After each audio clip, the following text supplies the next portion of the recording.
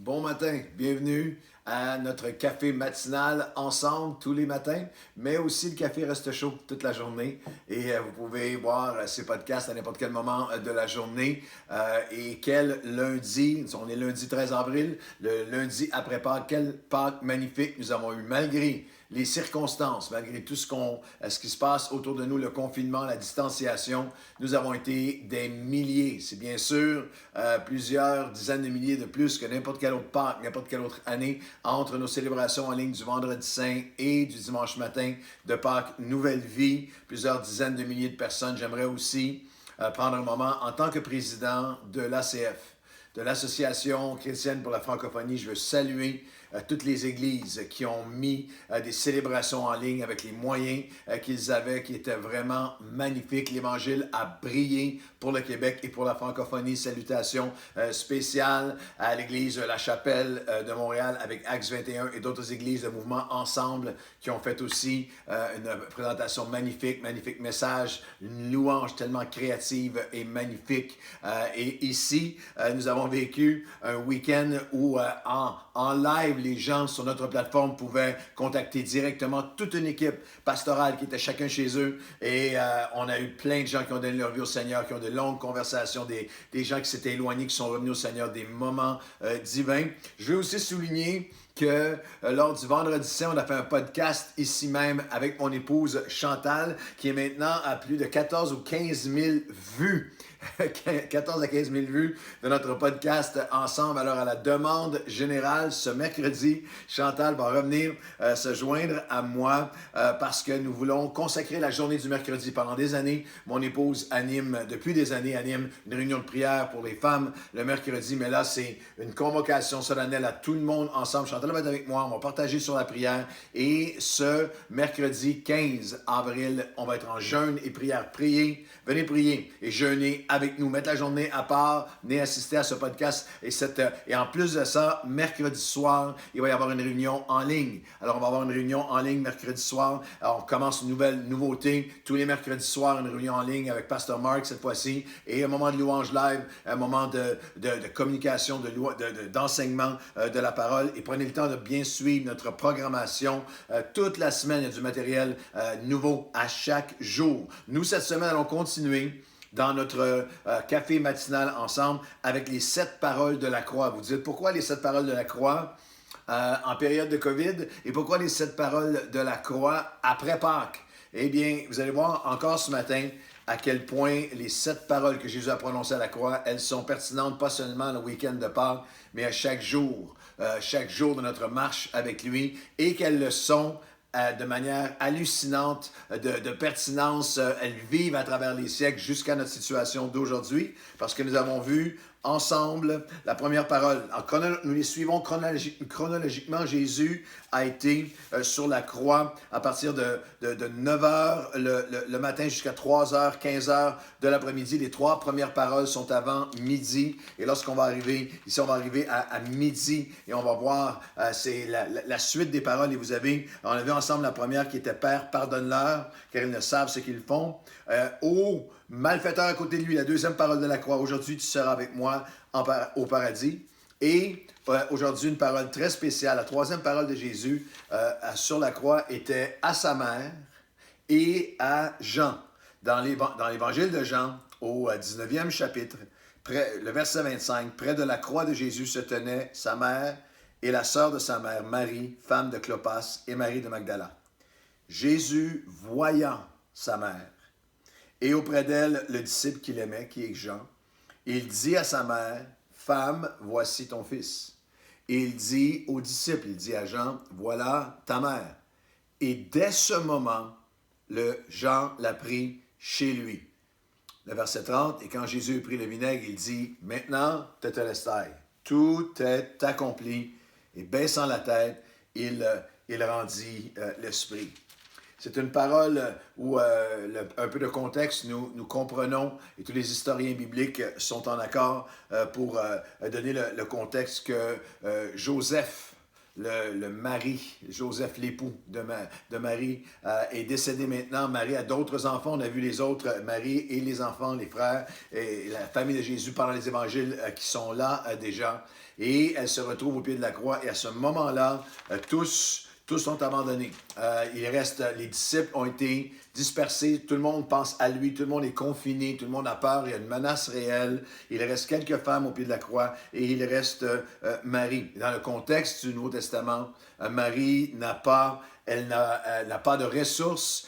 Son fils est en train de mourir sur la croix. Et Jésus porte le sort de l'humanité. Si vous pouvez imaginer, regardez un peu à tout le contexte entourant. Il a été battu à partir du jeudi soir. C'est un 24 heures où il perd en perte de sang, en perte totale de sommeil, a été battu. Il y a eu 6 faux procès. 3 procès par les Romains qui étaient complètement faux et 3 procès par les Juifs. Il a été frappé, battu, torturé, fouetté 39 coups de fouet, perte de sang, perte de sommeil.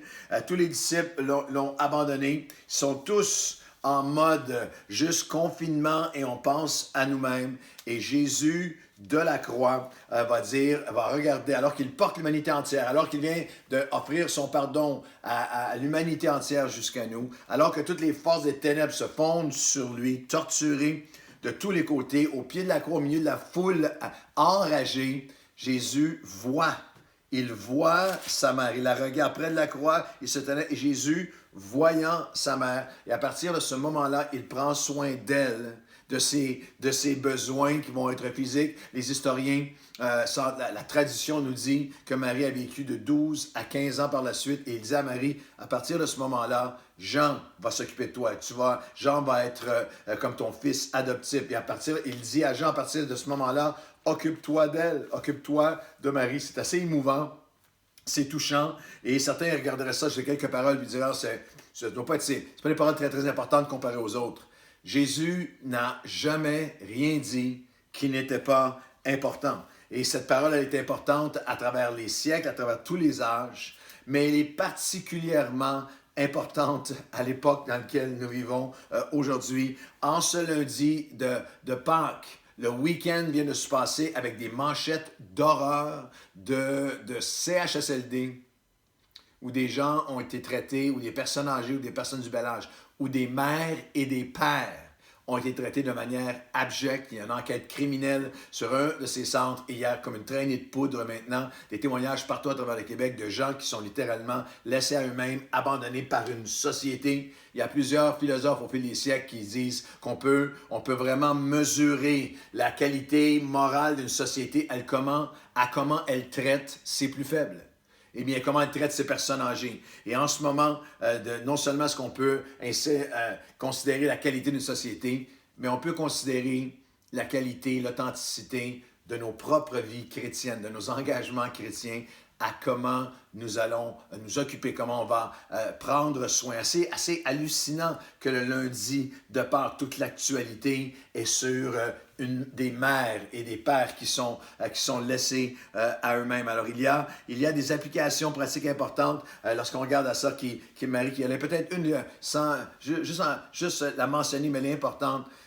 Marie qui est une femme, la mère de Jésus dans la Bible, qui est une femme extraordinaire, un modèle de foi, un modèle d'obéissance, un modèle d'abandon à Dieu. Elle a été choisie pour porter le Fils de Dieu par cette action surnaturelle. Mais Marie n'est pas celle à laquelle nous devons prier. Marie n'est pas celle qui intercède pour nous. On la voit ici, elle est une maman. Et une maman qui a besoin d'un fils adoptif.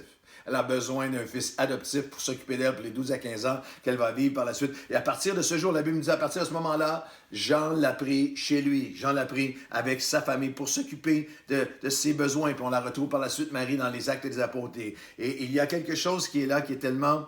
quelques leçons importantes. La première, quelques applications pour nous aujourd'hui.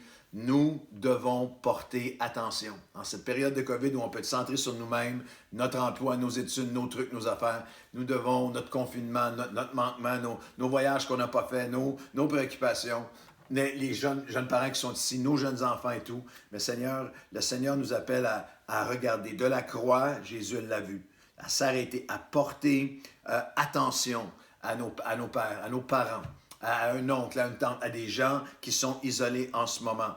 Nous avons dans nos moyens modernes maintenant toutes les façons possibles de le faire. Nous pouvons appeler, nous pouvons texter, on peut le faire en Skype, on peut le faire en FaceTime, en Messenger, on peut le faire en Zoom, on peut le faire de toutes les façons possibles. Mais aujourd'hui, en ce lundi de Pâques, ne passez pas la semaine sans porter attention, sans honorer et respecter autant qu'il est possible de le faire. Exode, chapitre 20, bien sûr, qui nous dit « Honore ton père et ta mère ». C'est dans les commandements de Dieu.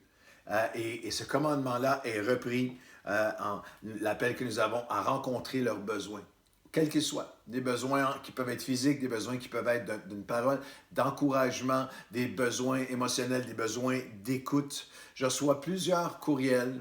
C'est un des paradoxes. Il y a beaucoup d'horreur autour de nous à travers la COVID-19, cette pandémie, mais il y a des belles choses qui arrivent. Je reçois plusieurs courriels. Je ne peux pas les lire parce que c'est trop personnel.